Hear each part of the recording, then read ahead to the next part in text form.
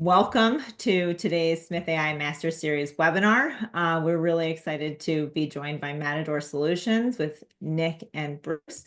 I'm going to introduce the topic and then I'm going to hand it over to them to present on it. So the topic today is SEO foundations and how to stay current in the AI search area. We have Nick Cohen, who is the COO of Matador Solutions, and his colleague, Bruce Kreutzer. So really excited to be with you both here today. Nick, I know you're going to do the lion's share of the presentation. Bruce, you're going to chime in here and there. But Nick, if you'd like to share your screen, happy for you to take it away. Yeah. Hey, good to see. I see a bunch of familiar faces in here. Hey, Amy, Stuart, Justin. Good to have you guys here. So quick 60 seconds on Matador, and then I'll get into the meat of it and really go from there. So Matador, we are a agency meets a think tank, work with about 170 law firms and medical practices across the country. One half of what we do is case acquisition using the internet, and then the other half is focused on sharing information and finding great vendor partners like Smith. We were founded out of my family's law firm going back about 16 years ago when I was 12 years old, doing it for them, 28 now, and here we are. So today we're going to spend about 30 minutes on the foundations of SEO. And when I talk about the foundations of SEO, I'm talking about organic SEO, local SEO, and what are the top level inputs that go into actually getting your site to rank on Google and on Maps. And then in the back 10 or 15 minutes, we're going to share what we're seeing in terms of law firms and medical practices ranking on Perplexity, ranking in AI overviews, ranking in SERPs, and ranking in ChatGPT, which we're starting to see people generate cases from. And so we'll share what we're seeing there, and then share some actionable things that you can do to get ahead of the game. Okay, so before we get into anything, we need to define SEO and actually look at what I call the anatomy of Google. And so what I have up here is I have a search. So this is somebody who might be searching for a veterans disability lawyer based in Austin, Texas, or anywhere in Texas, sorry. And this is what a typical search will look like. So first thing we have is these local services ads. And these are a pay per lead, either call or messaging mechanism. So every time someone calls through here, you're paying. This is the dreaded pay per click that I'm sure many of you have tried and not had a ton of success with. Now we have the AI overviews. And this is a new product over the last 6 months or so that Google has rolled out based on their search generative experience algorithm, which is actually now showing up as of last month in roughly 47% of online searches. So these represent a massive opportunity for law firms to get ahead of their competitors. Now we have the organic, and now we have the map listings, so also called local SEO. So today we're going to focus on this organic, this local SEO, AI overviews. We're not going to talk about LSAs. We're not going to talk about pay-per-click. And the reason that SEO is so important for law firms, especially as opposed to like pay-per-click or LSAs, is it's like building equity in a house, right? Every month it builds on itself. Whereas pay-per-click or LSAs, which have a role in a law firm, it's a little bit like paying rent. So the second you stop, you have nothing to show for it. So over the long term, SEO has higher quality clients that come to you, higher quality leads, and over time, it is your cheapest acquisition channel that ever expands. Okay, this is some boring stuff about me. So here's the question for today. What do you need to know about SEO so you can ensure that, number one, you don't get burned by whoever you're with, and there's lots of great vendors, and number two, instead you can make a lot of money from this channel. So defining SEO, here's a little information on what the state of search engines look like right now in the US. So Google has about 87%, Bing has close to 7.5%. The rest don't really matter. And what's on the rise is SearchGPT, which is what it is when you engage with ChatGPT as a search engine, Perplexity was recently quoted at having about 15 million users a month. So Google is still the dominant factor in driving cases online. But Maddie, you and I were talking before this, and you guys have now added a tag in your Salesforce for when people find it in AI search. So we know it's important. Okay, one more piece of data. More than 51% of clicks will go to the top 4 organic positions. So what I'm showing you on the right is click-through data based on what position you are in Google. So position 10 only gets 2.4% of the clicks, whereas position 1 gets over 20%, over 27% of the clicks. So very important to be up every position that you can. Okay, what goes in to really good rankings? There's 3 elements that some of you on this call probably have heard of in the past, but we'll revisit them again. So there's 3 what we call the pillars of SEO that go into ranking. And the first pillar is content, the second is code, and the third is your backlinking. So let's break these down a little bit, and feel free to throw some questions in the chat as well as they come up. Before I do this, there's one important thing to understand in all of your internet activities. So as a law firm or a medical practice, you're in what's classified as by Google as your money or your life. What this means is everything that you are putting out on the internet, you have the potential to greatly impact someone's life, which means you are under significantly higher scrutiny from Google, according to their search quality rater guidelines, as compared to like, a local ice cream shop or something like that. And so because of this, in everything you do online, you must demonstrate very good EEAT, called EAT for short.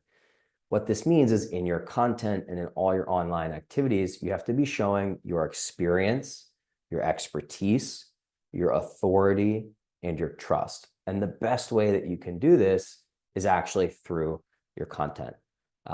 So on all of your pages, on your about pages, on your SEO pages, on your practice area pages, you can be discussing real case results, why you're qualified to take these cases. Are you certified in a certain practice area? Do you have 10 years of experience, 15, 5? Why are you qualified to do this? Showcasing reviews, demonstrating EAT. So just keep that in mind as you're going through your SEO process with your vendors.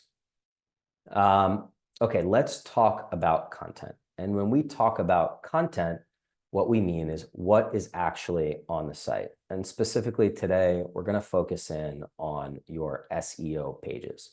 And how you should think about your SEO pages is, hey, I need to have a page for everything that I do in every city that I do it in.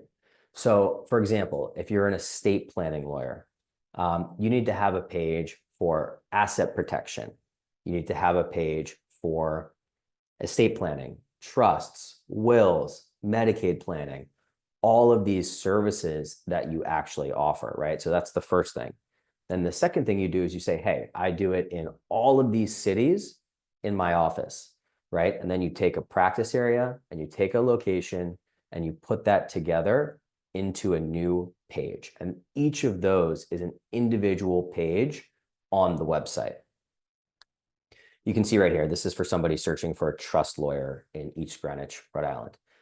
Now, it may feel weird to you to say, hey, there's this town of 25,000 people. I don't really think people are searching East Greenwich, Rhode Island, trust lawyer. And that's a fair point to make. But what you need to understand is that this is not how most people are searching. Some people are searching East Greenwich, but what many people are searching is trust lawyer near me.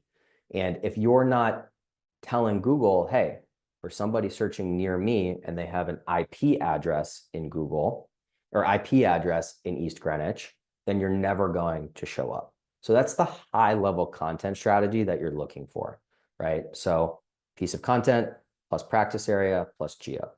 When you get into the content itself, the old way of SEO was to say, hey, we're just going to write 2,000 words and we're going to put a couple of images on there and we're going to stuff the keyword in there, and we're going to rank, right? That's what it used to be. And that is no longer the case. It isn't about whether you have 5,000 words or 1,000 words. What it's really about is, are you providing valuable content to the users? Are you either linking out to really valuable sources, or are you linking in, getting links from other supporting pages and blogs and actually other sites on the internet? A good way to think about this is, go back in your head and let's say you're a personal injury lawyer and you get asked questions every single day from clients. What are your fees? What are potential damages? Am I in a compensatory or contrib or comparative or contrib state? What's going on? And think about those questions that you get asked every single day and make sure those are actually incorporated in your content. And so a really good example of this, like let's just take the keyword car accident lawyer, Washington, D.C. Okay, so we have LSAs. This is actually my family's injury firm. And then we have this right here. And if you were to look at this content, you'll see, yes, it's long. Yes, it has a lot of images, but it's also very valuable. So we have videos. We're talking about, well, if you've been in an accident, here's what you should do. And the key is to provide extremely valuable information. And then one more note on EAT. This is a really good way that you can write in your content and demonstrate your EAT. So this is about Cohen & Cohen. We can see we've discussed courtroom lawyers' use of AI on CNBC, US news quotes to how law firms are using AI, holiday injuries, and these actually get linked out to these very valuable sources. And what we're doing here is actually establishing our EEAT. If you don't have press, there's other ways that you can do this within your content. You can do it just by talking about case results. You can be talking about how you're involved in your local markets. But that's really what you want to be looking for on content. Nick, I've got a question for you. This Yeah. comes up really often. We chat with our clients about this and other folks. When it comes to attribution, let's say that it's a blog post instead of a landing page or a home page, a topic page, a practice area page, etc. What are you looking for in terms of attribution and authority, improving out that person who wrote the article or to whom the article is attributed to is appropriate and seen highly enough by Google to have the proper authority to rank, to influence the rankings? Yeah. So part of it is just writing the content, right? You actually have to do the work to get the content. But then the other part of it is, again, back to your EAT. What are you talking about on the page to show why you're able to talk about this? Those are the two things that we'll look for. So for us, everyone that we work with, we have them fill out an EEAT form, right? So we have them fill it out so we're able to write in a really qualified manner and talking about that. That's really the big thing. Okay, so if you're running a law firm and your SEO agency says to you, let's say you're not working with Matador yet, but your SEO agency says to you, we're going to publish every single blog post under your name as the managing attorney or whatever. Yeah. Would you recommend that? Would you recommend that they review that content and do apply their name only when they feel they have true sign off? What if you want to get, 20 new blog posts a month and that feels like impossible to review that much content? I probably wouldn't put it under your name. You'd have to check with the ethics rules, call your bar hotline. But I'd be pretty careful about, either review the content or keep it more general. If someone's going to put a blog post out directly under someone's name, like saying, directly from Maddy Martin, you might want to take a closer look at that. Right. And if you're an attorney, it's got other ethical considerations that I wouldn't personally have as not an attorney, but yes, you're absolutely right. I agree. Thanks. Yeah. Call the bar hotline. We have another question, actually, if you have a moment. Yeah. So there's a question around a PI lawyer who is in LA and he's heavily reliant on ads and doesn't recognize the branding value. So the question is, what is the impact of a local brand on SEO for lawyers? The impact of a local brand on SEO for lawyers is massive because it's where 1 + 1 will start to equal 3. If you're involved in your community, whether that's through youth sports team sponsorships, educational sponsorships, it benefits your SEO directly if you're listed on the site, but then people may not always know your name and they may search, I don't know where in LA you are, but let's just say LA car accident lawyer. And if they see you on page 1 in a list of 10 other names, if something in their mind triggers, then that's where 1 + 1 will equal 3. So local involvement is huge for SEO. Again, it's not only about whether it's not only about the SEO benefit itself, which is through being involved. It's also about people recognizing your name when you are there. Yeah, I might also think, you're probably going to see a higher click-through rate just because of familiarity. So Google is going to see that as a quality signal. Yeah. And you might also find that the reviews are more relevant to the audience who's reading them. So those star ratings are going to have a bigger impact. Yeah. There's a number and backlink strategy, if you're getting in the local news, et cetera, those are backlinks back to your site, hopefully. So that should improve your quality and likelihood to rank as well. Yeah. Absolutely. Local's big. The more involved you are, the better. Okay, so content strategy, key takeaway here, write about what you get asked and write for people in the areas you want to serve with the services that you provide. That's the top level thing to understand. The next element of SEO, so content, what's on the site. The second piece of it is the code of the website. And we could probably have a whole 3-hour discussion on this, so I'm going to keep it kind of higher level, but here's what you should understand about code. So what Google sees is not what you and I see, right? What Google sees is all this mumbo jumbo on the back end. So if you think of the code of the site, like the foundation of the house, there's good code and there's bad code, right? And so good code, Google loves. Good code, it loads quickly. Bad code, Google doesn't rank. So typically everyone we work with and most of the other very reputable vendors in the space, they build all of their websites on WordPress, which I'm sure the majority of people are. WordPress, Google really likes, but if you don't believe me, let me just show you. So if we run a search like Los Angeles car accident lawyer for whoever read that comment, like I don't know if one of these is you, but let's just run a search and let's look at the people who are in the top 3. We're going to pull these first 3 names, and you can actually do this with any of your competitors. So if you're not on WordPress or you just want to see what platform your competitors are on, this is a great way to do it. So you go to the site and you can right click and you can view the page source. And Maddie, can you see that WP right there? Yep, I can see it. Okay, so first organic position for LA car accident lawyer, which is probably a top 2 competitive keyword in the nation, WordPress.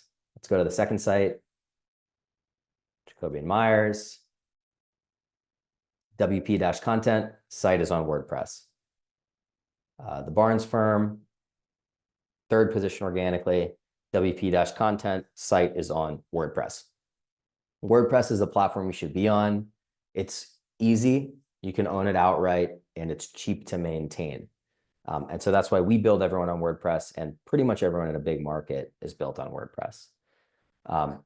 I deal with a lot of people that will come over from Wix or Squarespace or Weebly or other platforms, even Webflow, and they just don't rank well. And part of that's because of the drag and drop functionalities create the ability. What that drag and drop does is it creates a lot of code bloat, which makes it harder for Google to get through. And we just haven't seen sites on page 1 that are built on these platforms.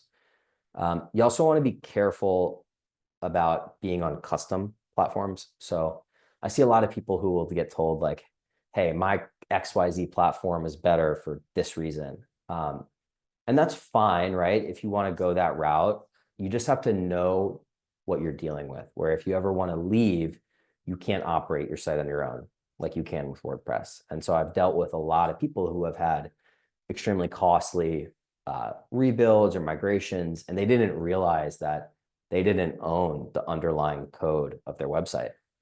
It's a big issue. Yeah, I can't emphasize that enough. There's a question in the chat, actually a statement from someone who's saying that it might be easier for those looking at this to add an extension onto their browser rather than inspecting the page, such as Wappalizer. I think I pronounced that correctly. I haven't used that particular tool, but do you have any suggestions on apps? Do you like that particular one? I haven't used Wappalizer. The reason I go directly into the source code and I don't know which plugin is because even if you're on WordPress, you can see if they're built on a theme or using advanced custom fields or something like that. But yeah, no, I'll check it out. Thanks for the input. It's pretty easy to just right click and then search Wix or whatever. But yeah, if there's a plugin that can do it, great. Um, okay. Make sure you own 100% of the code, right? So ask your vendor, do I own my whole site if I ever leave you? And watch the response. Page speed is very important. It's very easy for you to check your page speed. I'll show you an example. This is a free tool, which we'll provide after. It's page speed insights. It's provided by Google, doesn't cost anything. You can easily run your site through here. Here's an example of a site we have. While this is running, a quick comment on page speed. So this will tell you your mobile speed and your desktop speed. You don't need to spend thousands and thousands of dollars to be a 100 page speed, right? 75 and above on mobile, 80 and above on desktop, you're going to be just fine. I see a lot of people say, now if you're 40 on page speed, you're fine. If you're a if you're a if you're 40 on page speed, you're in a bad place. If you're a 70, 75 or above, you're okay. And you can run your top competitors and look at that too. So page speed, important. Make sure your site loads fast, otherwise Google will not rank you. Title tags, H1s, meta descriptions. I'm going to just focus on the title tags for this because it's the easiest thing for you to vet and to look at. And we'll also talk about the H1.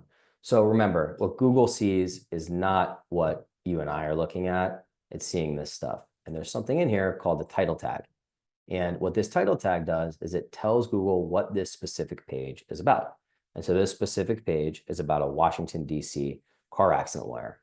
You have to make sure it is tied to whatever keyword you're going after. If it doesn't say lawyer, law firm, or attorney, that's an issue. And if it doesn't have your location in it, that's an issue. And then the same thing goes for your H1. And you can see that right here. Again, you can vet this on any site. There's also tools that will do this for you. We've got a couple questions, Nick. Yeah. One is, when you're speaking about these pillars, do you see them as weighted in any way, meaning is content greater value than backlinking, or Yeah. coding? Are they all equally important? So I think they kind of fluctuate every year. You cannot rank without all three of them. Coding is extremely important, but we haven't seen any difference as to whether you're on WordPress or a custom HTML site, for example. Content, there's arguments that it's more important and less important. So one thing that we saw last year with ChatGPT being released was people were producing tons and tons and tons of content. And for about 9 months, Google couldn't keep up with the amount of content that was being produced. And so what was happening was content got a little bit devalued last year. There's a March 2024 algo update where a lot of people with AI content got dinged. And now content is coming back with a focus on quality. But for a while, there were sites with 5,000 pages where Google was only reading 1,000 pages. My prediction for the upcoming year is that backlinks are going to become more important, not less important, because it's really the only third-party way, right? It's the only way that you can show your other efforts on the internet. And that just is related to Google. I don't think they're as important for ChatGPT search or things like that. Yeah. Well, speaking of, there is another question on AI. And David asks, do you think that AI overviews are going to be the future of Google search? Or, can they potentially replace all search engine results, considering the fact that most of those answers aren't accurate. I don't know what he's referring to as most of which answers in the AI overview or in the search results. I'm guessing it's the latter. What do you think Yeah, about that? Do you think that we're going to see the total restructuring of a SERP page? I think within 18 months, Google is going to look extremely different. I think the oh yeah, I see Stuart just popped in about the AI overviews. So I think Google itself will look very different. I think the underlying way the algorithm works and what it values will stay the same, right? And just kind of follow along its normal cadence, but how humans interact with it is going to look very different. Um, the AI overviews somewhat follow Google's algorithm, but they aren't valuable in terms of information in the lawyer space, in the legal space, because you're really just getting a list of lawyers, right? Like I just showed you earlier, you're really getting given a list of lawyers without much information on differentiation. And I think Google will realize that and change it, but I do believe that their SGE, which is what powers AI overviews, is going to be a larger and larger, larger and larger part of it. Thank you. One more question while we're Yeah. well, two more questions, a lot of questions here. One, just because it's more brief, thoughts on the new AI mode. Yeah, I mean, I think it's good for, more complex questions. I haven't spent a ton of time in it. And if I'm doing deep research, I'm still turning to like a ChatGPT Can you 01. share your screen also just to show folks who might not know what that is, to show them what is meant by AI mode? Yeah, you'd have to turn it on. They released it in about 2 weeks ago. Um,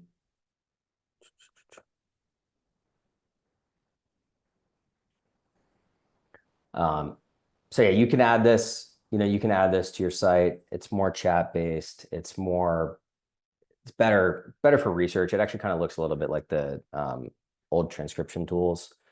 Um, haven't played around in it, and we don't have data on usage of it yet. I'm guessing they're testing this out for power users to see what people think of it before rolling it out further. But it's basically what powers AI overviews. Same thing. Great. So it's a Chat GPT competitor to some extent. Yeah. Yeah. Okay. One last question, then we'll let you get back to Yeah. to Yeah. other topics. So Kimberly asks, is Google still punishing or dinging websites that have AI generated content on it, and how can they know? How can we leverage AI content creation and publish on the site in a way that Google doesn't know it was assisted by AI? Is that even possible? Yeah, so Google's actually come out and talked about this. And what they've said about it is it's okay to use AI so long as the content is valuable. The sites that got dinged have mostly recovered from what I've seen on third-party tracking. Um, you can use AI to write and assist with your content, but it's best to have it assist. So whether you're writing something and if you're writing something, use it to outline, write it yourself, and then use it to clean it up. If you just produce something with AI on any standard model, then you're not going to have success because what you're producing isn't actually valuable the vast majority of the time. Now, if you're prompting it, you're adding your own input into it, then it's more okay. But I would still lean heavily into your own knowledge and your own writing and use it to create a framework or something like that. Yeah, like a great example of that is getting an outline for an article, let's say that you're writing, but you provide the examples, you add color to it, from your own experience. So it's got your flavor. Yeah. Okay, one last question since we're on this topic, how to rank within AI overviews. Is that something you're going to cover that you want to cover later, or do you want to cover it now?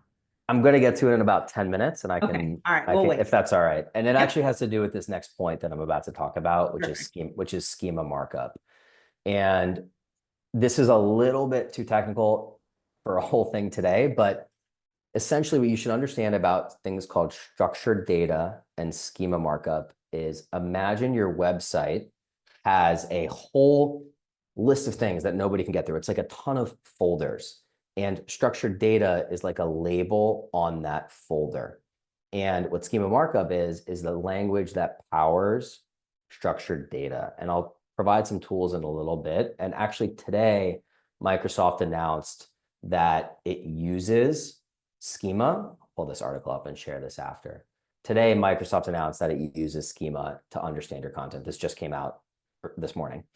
And so schema is one way that you're able to very easily provide Google a roadmap to understand what your site and even sometimes specific pages are about. So if you are a lawyer, you need attorney schema. Maybe you want your review schema in there. Maybe you want website, organization, all that sort of stuff in there. So that's one thing you can do to rank in AI overviews, but I'll hit that a little more. Okay, so you're saying that it is a ranking factor. Well, Google, what we've seen is that the sites with good schema, so we have about 170 law firms and medical practices. So we see this a lot across the country. And the sites that are very clean on schema and very good in their content rank in AI overviews. Google has not said it's a ranking factor. So I just want to distinguish what Google is saying versus what we're seeing. But yeah, we're seeing that good schema and clean schema is helping. Got it. Yeah. Okay, let's talk about backlinks. So remember, content, what's on the site, code is how the site is built. And then a backlink people have heard about for years. People say they're valuable, they're not valuable. They are 100% valuable. You will not rank if you don't have backlinks. It's very easy to verify this and look at other markets where there are competitive markets where people have a lot of links and look at people who don't. A backlink is like a referral from one website to another website. And when you're going about your backlinks, you should think about two things. The first is quality, right? So you want to be with quality, strong websites as determined by domain rating using a tool like Ahrefs, which I can show you here. You can actually verify your own website, or SEMrush or Moz. You've probably heard of some of these. And a backlink is one page on that site linking to you. So the higher the domain rating, generally speaking, the better. You can't go out anymore and get a bunch of backlinks from gambling sites and untrustworthy news sites and expect it to work for you. This maybe worked 15, 20 years ago. It doesn't work today. And then the other thing is relevance.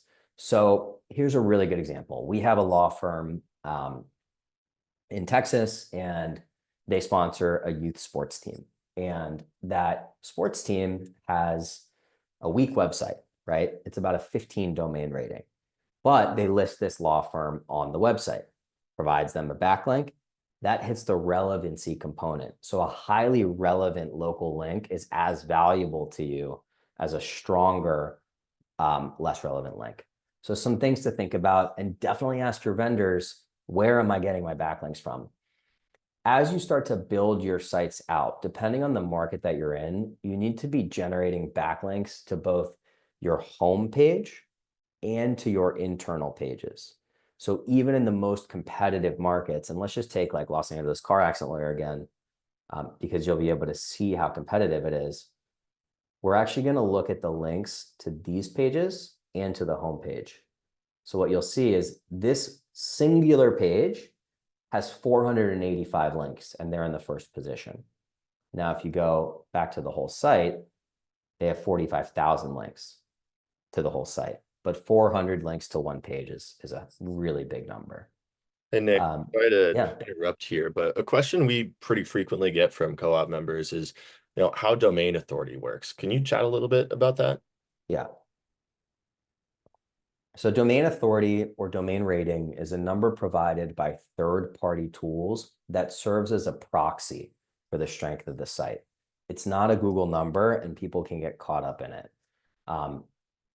Essentially, it looks at how many backlinks you have, how's the content, it doesn't really look at the code, and gives you a number on what this third-party tool believes the strength of your site is. So generally, the higher your domain rating, the better you are going to rank, generally speaking.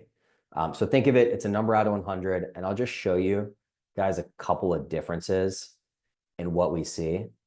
So this is another tool we use called SEMrush. And let's take these guys, the Dominguez firm.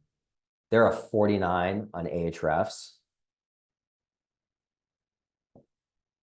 and a 40 here. So they dropped 9 points, but these two tools are unrelated. So it's better to use one tool, compare relatively, than it is to compare in an absolute basis. One note I want to bring up on keywords, because we talk a lot about keywords and what to target. And I think people can get a little bit caught up in keyword research and tracking. Keyword research is great, but as a lawyer, you're going to innately know what your big money, high volume practice areas are and the competitiveness around them. So keyword research is great for thinking about what content to write, but just because something has very little volume, right, on searches doesn't mean it's not profitable and doesn't mean it's not worth going after. Really good example is we recently realized that a firm we work with in Michigan was getting a bunch of calls for people who are defaulting on their SBA loans. And that has no search volume that you could really track, but we were really quickly able to get them. This is Ed Goodham, and this is the firm. We were able to get them here and then right here. And this is how your schema shows up, ranked statewide. And so we never would have thought about this if we were just relying on search volume alone. So you want to think about search volume plus your own practice plus profitability. And think about that when you're deciding what keywords to target. Okay, I have a couple of notes, Maddie, on local SEO, your GMB profile, and then I'll get into the AI stuff. That's okay. Okay. All right, local SEO. This is the most valuable thing that you have. It rides off your Google reviews. You are able to get tons and tons and tons of calls just like this when you have good local SEO. You don't need a vendor for amazing local SEO. You can do most of it yourself, right? So you can get hundreds of calls a month. You can get tons of cases if you do these things. And the number one thing you can do to support yourself, to support your vendor, if you only have 1 hour a week of marketing efforts, is go get Google reviews, right? It will boost your profile. You can't rank in maps without Google reviews. You can't go to a 150 review market with 5 reviews. You could do it with 75. But local SEO is a massive component. And you can do a lot of it yourself, right? So you can set your category, which is how this shows up, personal injury attorney. You can build out your own products. You can make sure your hours are correct. You can post weekly updates, and it doesn't take too much time for you to do it. And the results are massive. So here's a checklist. We'll send it out after. Make sure your category is right. Make sure you have NAP, products, hours, pictures of the firm. And it's a great way to, to improve your map listings. You must own, and Maddie, we touched on this earlier, but you must own everything that you do online. And the analogy I use with this is, hey, you have to own the master key of everything you're doing and simply grant valet keys to whoever is doing the work for you. Every month, I deal with people who are coming out of relationships where their vendor has held them hostage. And it's expensive and it's frustrating. And there's really only 4 pieces of your website that you need to have access to. It takes about 5 minutes. So you have Google Business Profile, you have your domain and DNS. So your domain is like your .com, your .law, your .net, whatever you're going, whatever your website is. And think about your domain like the title to your house, right? You can't have the house, you can't have the website without the title to it. You probably bought this with Network Solutions or GoDaddy. Those are the 2 big vendors. Then you have the website itself, which is like your actual house. You have to own the underlying code that we spoke about. And then hosting. Many people are hosted with their vendors because it's easy. I like to host everyone on a third party where they own it directly.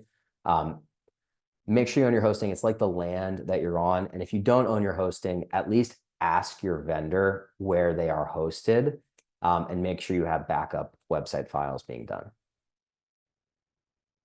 4 pieces, 5 minutes, save yourself a lot of headache down the road. Questions to ask your vendor. We'll send these out after just because I know we're bumping up on time a little bit, but we'll send these out after. And then I want to make one comment on phone answering and how to track your SEO performance. If you don't pick up the phone, you will lose cases. Do not market if you don't pick up the phone. I really strongly believe that. Don't spend money on marketing or SEO if you're not going to answer your phones. You don't have to have 24/7 phone answering. It's right for many businesses, but not all. So if you're a divorce law firm, I think there's a good reason not to have client calls at 10 o'clock at night. If you're a personal injury lawyer, you have to have calls all day long that you can be picked up. During office hours, right? If it rings 3 times in the office, you need to immediately ping your phone answering company. I highly recommend spending the money for quality. You will see a big difference between someone who answers, in the US or has a really good AI agent or something like that, as opposed to somebody who's clearly overseas, doesn't know the business, and is clearly stressed on volume. So phone answering super affordable relative to an intake person who's full-time. And, I do suggest spending the money on quality. Quick note on performance. I see a lot of reports where people have 15-page documents on traffic and bounce rate and all this sort of stuff that is really vanity, in my opinion. And I think there's 3 things that matter when you're doing SEO and you're tracking performance. What doesn't matter is traffic as much, right? It matters, but it doesn't matter as much as people think. So if I write an article, I don't know, Will Smith slapping Chris Rock at the Oscars years ago. I could write an article, get a ton of traffic and no hit and no calls or cases, right? So that's misleading. What I care about when we're looking at the analytics of SEO is, where were you ranking last month compared to this month? This can be done with a very simple spreadsheet, ranking tracker. Any of these tools have them. How many leads did you get from SEO? So whether that's a call, a contact form, a chatbot, whatever it is, your intake team should ask, hey, how did you find me? If someone says referral, ask them who. If someone says Google, that's great. And then be transparent back to your vendor about what's going on. Your vendor, there's lots of great ones. Your vendor can't help you unless they are in the know on what's going on. Rankings, leads, cases, those are the primary indicators of how you're doing. Let me pause for a second and I maybe saw there was a hand up or some questions that I can, or otherwise I can get into the AI overview stuff. Let's go ahead and go into the AI overview. If you have your hand up, please put your question in Q&A so that we can read it off. Okay. So two big places that we're seeing a lot of cases come in. AI overviews, although they're not as trackable. I know Stuart Green said someone saw you. It's hard to track that right now unless someone tells you we can't do any dynamic phone numbers. We can't do any of that. ChatGPT we're able to track traffic from, and people are saying they found you a little bit more. With AI overviews, the reason this is happening is because Google inherently wants to keep you within their platform. Last year, research came out that 60% of clicks of searches last year ended without a click. So Google wants you to stay within their platform and then never leave, right? So they just want you to search. They want you to give they want to give you the answer, and then they want you to go off and do what you need to do. This creates a challenge on how you get in there. And so we spoke a little bit about structured data and schema. We'll provide this tool after, but you're able to actually go to you or any of your competitors and look at what the structured data and schema on their site looks like and compare it to yours. So I'll show you an example of how you can do this. So I don't know, let's just do like Carson or Minnesota. We'll take Tom Benarat and we'll actually run this. And this is a live tool you can run. So this is one way to tell Google what your website is about. So we have legal service, web page, organization, website, product, attorney. And then the other thing, again, is all about how you're writing your content. And we are actually seeing a lot of parallels between what ranks in organic and what ranks in AI overviews. They're largely similar right now. The key here is your content. And if your content is strong, it's conversational. So can you read it out? And can you actually understand it as if you were a lay person? So read it to someone who's not in the law. And you actually have a page for it. This is a great example. So I'll search like VA TBI lawyer, Texas. And we're going to look at the people that are ranking in the AI overviews. So, okay, we've got,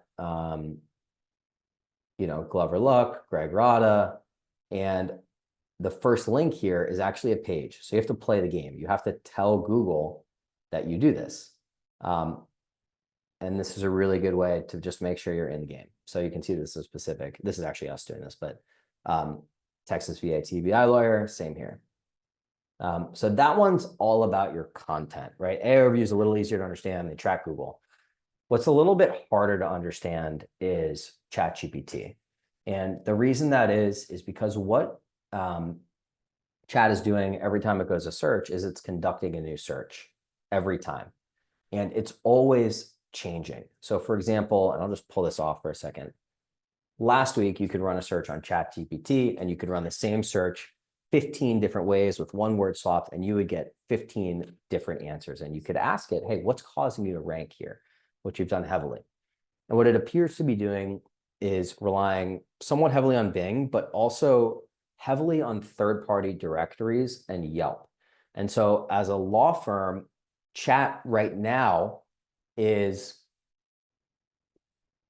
leaning into these third-party directories like FindLaw, Avo, Martindale, Nolo, et cetera. And it's an unfortunate part of the game where you have to pay for these and you have to determine whether it's worth it.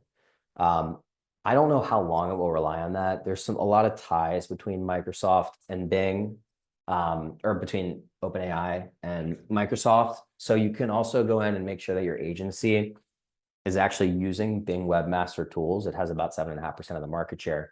And with Bing Webmaster Tools will help tell you how you're ranking, how you're indexing, and make sure all of those pages are actually indexed. So between Chat and feel free to jump in with questions. Here are 5 things that you can do that we've seen our top firms have success with on Chat. By the way, here are some real emails I've received. Someone emailed me that they got a case from ChatGPT. Someone said they got 3 cases. It's here. And here are what we see from the top firms, right? So make sure you're tracking your rankings in Bing. There's some overlap, although that's changing. Make sure you're actually indexed in Bing. Voice search test, which he spoke about. That content should be like how is, does, and what questions. Citations and directories in these third parties. Structured data, which we talked about. It's like a roadmap of your site.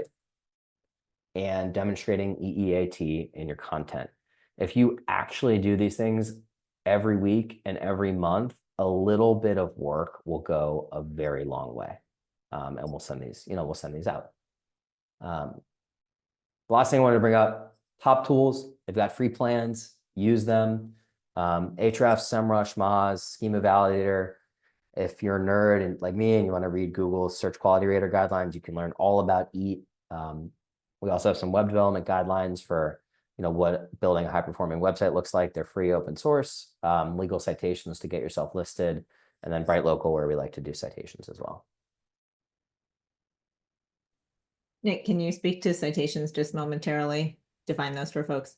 Yeah, so within SEO, you need to have something called consistent name, address, and phone number called NAP. And there's all these directories on the site on the internet where you can tell Google, hey, I exist. I'm listed on this directory. Can't you see? Typically, you would have to go build all of these on these random websites yourself. It could take hours.